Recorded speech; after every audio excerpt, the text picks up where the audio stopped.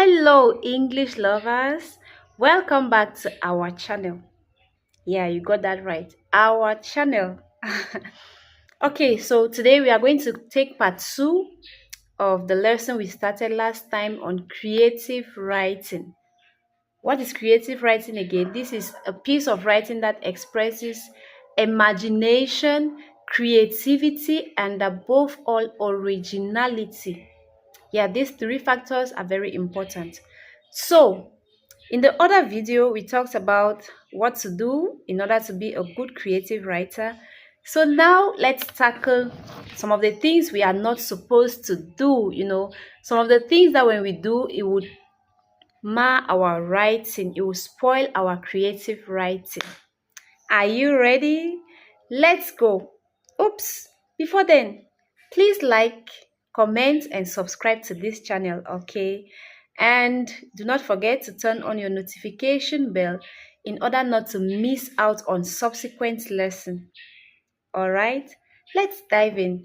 Okay, so what are some of the things we need to do in order to avoid, spoiling our creative writing? Yeah. So we have the first thing is for us to avoid writing in too many different directions. Writing in bulk without focus on one message is misguided approach. Okay, it is better to hone on one theme and communicate. It is and communicate it effectively rather than attempting to cover too many topics simultaneously. What does this mean? This simply means that when you set your mind to a particular storyline, to a particular plot, stick to it. Do not leave from you're skipping from one plot to the other, skipping from one. At times, it will make the people or your readers not to even understand what you are writing. So the first thing is to avoid writing in too many directions. All right. The second thing is information dumping, info dumping. To prevent readers from feeling overwhelmed, avoid providing too much explanation or background information. Yeah. Instead, gradually reveal details by interacting or integrating them into dialogue and behavior within the story. Rather than trying to explain that, okay, this is what happened to this particular, and you keep narrating. No, just bring your characters to display what you want to explain, thereby making the story captivating. That is it. All right. Number 3, the third thing we should not do is grammar and punctuation errors. Now, most people who love reading are very keen to errors. Okay, so you not want to spoil your work with writing with wrong spellings and all that. So it is essential to thoroughly review your work before submission, as any spelling, grammar, or punctuation errors can distract readers and weaken the quality of your writing. Yeah, you got that right. So you need to, your spelling game needs to be top notch in order for you to, captivate your readers and be a good creative writer. Number 4, overuse of adverbs and adjectives. You might be saying, but this is good. Yes, it is good, but what word are we watching out for? Overuse. Anything in excess is not bad, is not good, sorry. So, to effectively craft your prose, it is essential to use descriptive language. However, hear that. However, be mindful of using too many adjectives and adverbs. Yeah, we have said that yes, you can use it, but you should know to what extent to which you have to use these adjectives and adverbs in order not to spoil your work, okay? Yeah, because when you use too much of these adverbs and adjectives, they can distract from the writing, or they can detract from the writing. Like they can shift away from what your purpose, from your purpose. Yeah, that is it. So utilize precise and vivid language instead for maximum impact. So that is it. Do not overuse anything in your writing. Number 5, inconsistent character traits. That's another thing you shouldn't do, okay? Inconsistent character traits. Now, ensuring that your characters remain consistent in their behavior and actions is essential.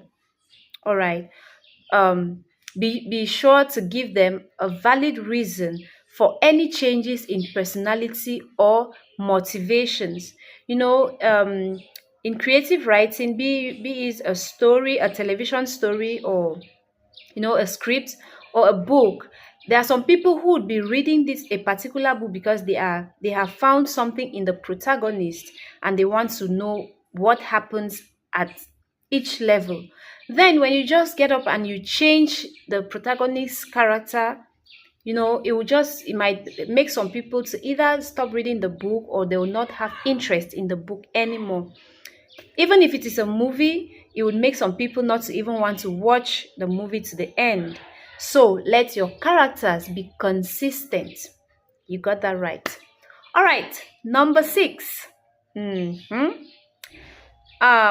let me explain again. Number 5, we said that if there is any need for a change in character, for any inconsistency, you should let your viewers or your readers know why. Okay, and this, I bet you, it should be better than the previous character. Yeah. All right, so number 6, the 6th thing to avoid: poor or inconsistent pacing. Poor or inconsistent pacing.